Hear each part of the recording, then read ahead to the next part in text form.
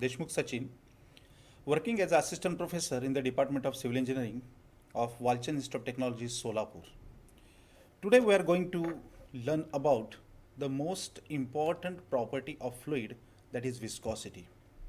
So at the end of this topic you will be able to understand the concept of viscosity, and you can able to calculate the viscosity of different fluids. Viscosity, this word we use whenever we see different liquids like honey, or you can say uh, viscous fluids like Ritter's ink, then you can say dilatant's liquid, like that. Whenever these different fluids comes in contact with us, we say there is having some sort of viscosity to that. Also, one of the best example that is related with the civil engineering, that is coal tar.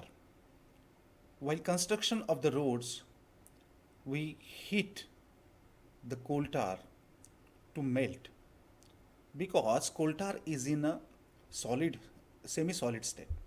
So after heating, it comes in a liquid state, and that we can use for the construction of the road. Now let us see what is the technical definition of viscosity. It is a measure of its resistance to deformation at a given rate. Particularly for liquids, it corresponds to the informal concept of thickness in its own. For example, syrup. Syrup has higher viscosity than water, definitely.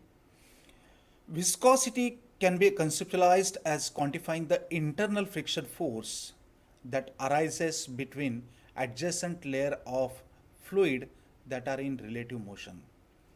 Or in simple way we can say there is an internal friction between the uh, layers of the fluid in contact. This is because a force is required to overcome the friction between the layers of the fluid which are in relative motion. Now just see these figures. In the first one, this is just like a honey, and other, it is more viscous than this. It is more viscous than this. If you can see this third one, here it is water. Here it is water, and you can see here water, you know, we are taking water as the ideal fluid, as no viscosity. Here honey, you can see, and here with the molecules the differentiation is done. Water, we have taken olive oil and honey. See here there is a bond between all these molecules. Here somehow it is break, here it is also break. Okay, so there is a comparison shown of different fluids. Keep in mind, water we are taking, water and air we are taking as ideal fluids, assuming that there is a no viscosity for these two fluids. Now we'll find the value of the viscosity through this derivation. Referring to the figure 1, this is a figure 1, these are the layers. Okay, these are the layers in contact, these are the layers in contact.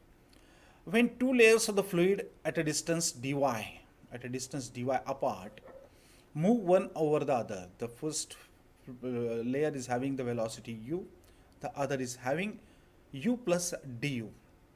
The velocity is having u and u plus du. The viscosity together with relative velocity causes a shear stress. This shear stress, it is caused by these two velocities acting between them. The upper layer causes the shear stress on the adjacent lower layer. Similarly, it is penetrating below that. Just go through this figure. Now we'll see this shear stress tau is proportional to the rate of change of velocity with respect to y. With respect to y, it is a distance between them. Now here we have written this shear stress is directly proportional to du by dy, rate of change of velocity. Now this is a directly proportional. When we are going to equate, we have to keep one of the constant of proportionality. Here it is a mu. Mu, it is a constant of proportionality, and we can call this is a coefficient of dynamic viscosity or dynamic viscosity. And du by dy, it is a rate of you can say shear deformation. Now this mu, this is a dynamic viscosity or coefficient of dynamic viscosity, is equal to tau upon du by dy. This is a simple derivation for this dynamic viscosity, and its unit, you can put all these units of all this shear stress, velocity and distance, will get its unit is Newton second per meter square. There is another viscosity, that is a kinematic viscosity, that we can find out by dividing this dynamic viscosity by mass density. In words, we can say kinematic viscosity, it is defined as the ratio of dynamic viscosity to the mass density of the fluid, and it is denoted as a nu.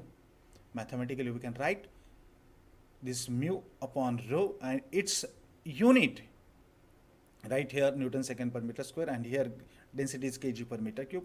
If we can put these units over here, we'll get the unit of kinematic viscosity is meter square per second. Now we'll see what is the Newton's law of viscosity. This law states that the shear stress tau on a fluid layer is directly proportional to the rate of shear strain. The same thing which we have seen. Now there are many fluids in existence. They are Newtonian, some are non-Newtonian. What are those? That we'll see. The fluids which follows the Newton's law are called as a Newtonian fluid, and which do not follow this law are called as a non-Newtonian fluid. There are other fluids also. We'll see one by one. Newtonian, we can take water, kerosene, air, because viscosity is very less. Non-Newtonian, we can say mud flows, polymer solutions, etc. Plastic fluids, that is sewage, sludge, drilling mud. Pseudoplastic, that is paper pulp, rubber suspension paints, etc. Thixotrophic, printer's ink. Ideal fluids, again we can say water, air, and dilatants, it is a butter, keep in mind. Now their behavior, or their you can say presentation with respect to x and y axis. On x axis there is a velocity gradient, and on the y axis there is a shear stress. Here there is a graph plotted with these x and y axis, that is velocity gradient and shear stress. See here all the fluids, dilatant at the bottom, then Newtonian which is following the law of Newton's, then non-Newtonian here, then real plastic, ideal plastic, thixotrophic, and elastic solid. This is the variation of shear stress with velocity gradient. Now we'll see what is the effect of temperature and pressure on the viscosity. We know that if we increase the temperature, definitely viscosity is going to reduce. Okay, so the viscosity of the liquid decreases as the temperature increases. Now let us see about what about the pressure. The viscosity under ordinary condition is not affected by change in the pressure.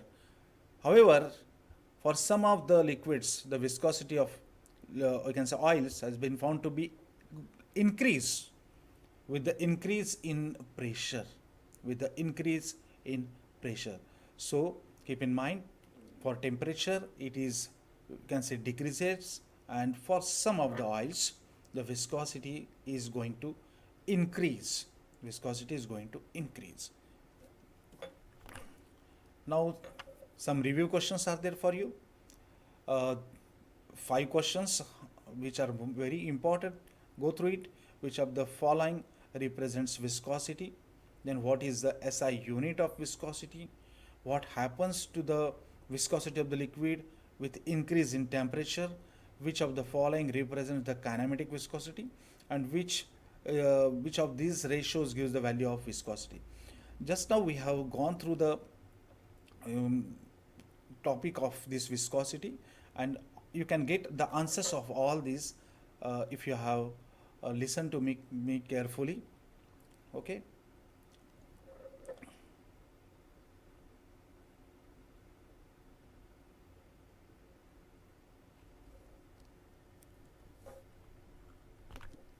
Now these are the answers.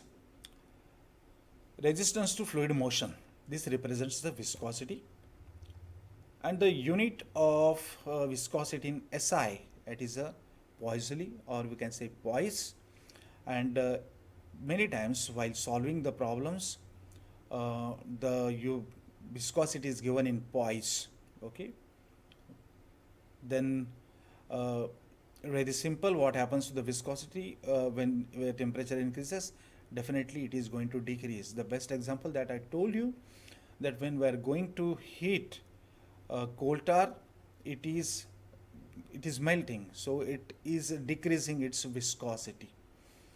Then which of the following represents the kinematic viscosity? For that you must know there are two types of viscosity. One is dynamic and another is kinematic viscosity. So kinematic viscosity is defined as the viscosity per density. Okay, and its unit is, you have to remember its unit. Its unit is meter square per second. And the final, that is which of this ratio?